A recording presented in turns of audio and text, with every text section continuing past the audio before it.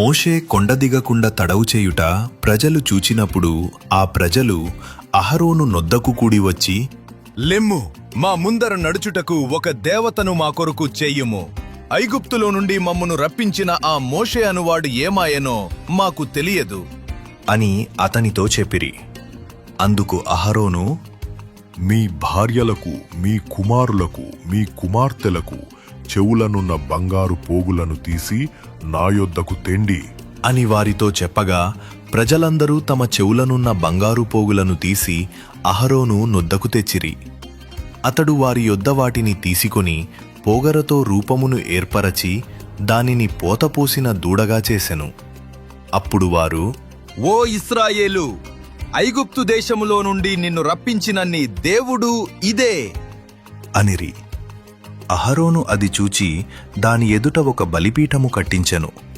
మరియు అహరోను, రేపు యెహోవాకు పండుగ జరుగును అని చాటింపగా, మరునాడు వారు ఉదయమున లేచి దహన బలులను సమాధాన బలులనర్పించిరి. అప్పుడు జనులు తినుటకును త్రాగుటకును కూర్చుండి ఆడుటకు లేచిరి. కాగా యెహోవా మోషేతో ఇట్లనెను, నీవు దిగి వెళ్ళుము. ఐగుప్తు దేశము నుండి నీవు రప్పించిన నీ ప్రజలు చెడిపోయిరి. నేను వారికి నియమించిన త్రోవ నుండి త్వరగా తొలగిపోయి తమ కొరకు పోతపోసిన దూడను చేసుకొని దానికి సాగిలపడి బలినర్పించి, ఓ ఇశ్రాయేలు, ఐగుప్తు దేశము నుండి నిన్ను రప్పించిన నీ దేవుడు ఇదే అని చెప్పుకొనిరి అనెను. మరియు యెహోవా ఇట్లనెను, నేను ఈ ప్రజలను చూచియున్నాను. ఇదిగో వారు లోబడనొల్లని ప్రజలు. కావున నీవు ఊరకుండుము. నా కోపము వారి మీద మండును. నేను వారిని కాల్చివేసి నిన్ను గొప్ప జనముగా చేసెదను అని మోషేతో చెప్పగా, మోషే తన దేవుడైన యెహోవాను బ్రతిమాలుకొని, యెహోవా, నీవు మహాశక్తి వలన, బాహుబలము వలన ఐగుప్తు దేశములో నుండి రప్పించిన నీ ప్రజల మీద నీ కోపము మండనేలా.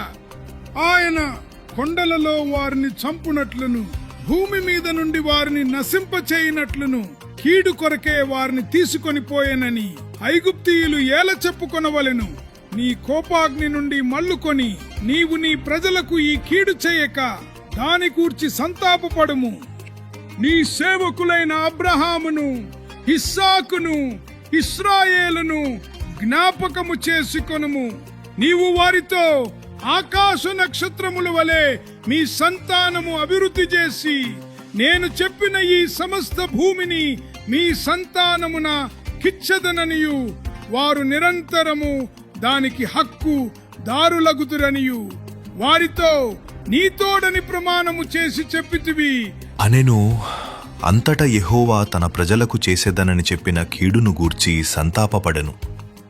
మోషే శాసనములు గల 2 పలకలను చేతపట్టుకొని కొండ దిగివచ్చెను. ఆ పలకలు ఇరు ప్రక్కలను వ్రాయబడినవి. అవి ఈ ప్రక్కను ఆ ప్రక్కను వ్రాయబడి ఉండెను. ఆ పలకలు దేవుడు చేసినవి. ఆ పలకల మీద చెక్కబడిన వ్రాత దేవుని చేవ్రాత.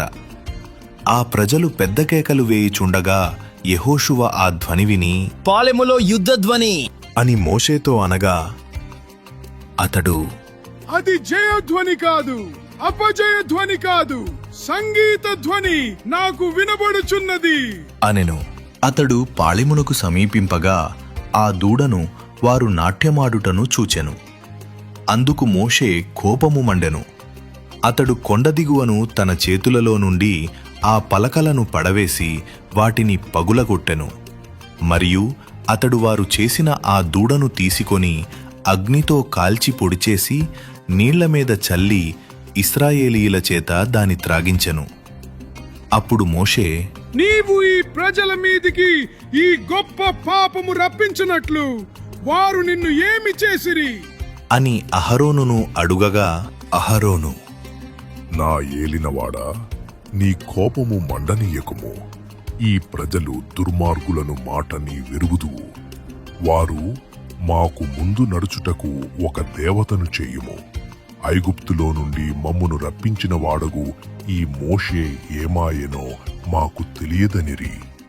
అందుకు నేను, ఎవరి యొద్ద బంగారము ఉన్నదో వారు దానిని ఊడదీసి తెండని చెప్పి తిని, నేను దాని అగ్నిలో వేయగా ఈ దూడయాయెను. అనెను. ప్రజలు విచ్చలవిడిగా తిరుగుట మోషే చూచెను. వారి విరోధులలో వారికి ఎగతాళి కలుగునట్లు అహరోను విచ్చలవిడిగా తిరుగుటకు వారిని విడిచిపెట్టియుండెను.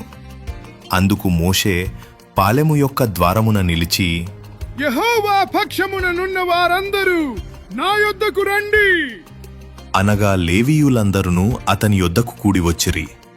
అతడు వారిని చూచి, మీలో ప్రతివాడును తన కత్తిని తన నడుమున కట్టుకొని పాలెములో ద్వారము నుండి ద్వారమునకు వెళ్ళుచు, ప్రతివాడు తన సహోదరుని, ప్రతివాడు తన చెలికానిని, ప్రతివాడు తన పొరుగువానిని చంపవలెనని ఇశ్రాయేలీయుల దేవుడైన యెహోవా సెలవిచ్చుచున్నాడు అనెను. లేవీయులు మోషే మాట చొప్పున చేయగా ఆ దినమున ప్రజలలో ఇంచుమించు 3,000 మంది కూలిరి. ఏలయనగా మోషే వారిని చూచి, నేడు యెహోవా మిమ్మను ఆశీర్వదించున్నట్లు మీలో ప్రతివాడు తన కుమారుని మీద పడియే గాని తన సహోదరుని మీద పడియే గాని యెహోవాకు మిమ్మును మీరే ప్రతిష్ఠ చేసుకొనుడి అనెను.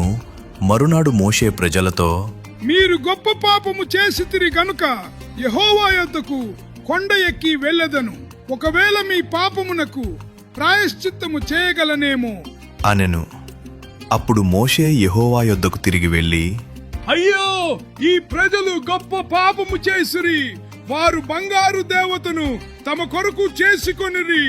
అయ్యో, నీవు వారి పాపమును ఒకవేళ పరిహరించితివా? లేని ఎడల నీవు వ్రాసిన నీ గ్రంథములో నుండి నా పేరు తుడిచివేయుమని బ్రతిమాలు కొనుచున్నాను అనెను.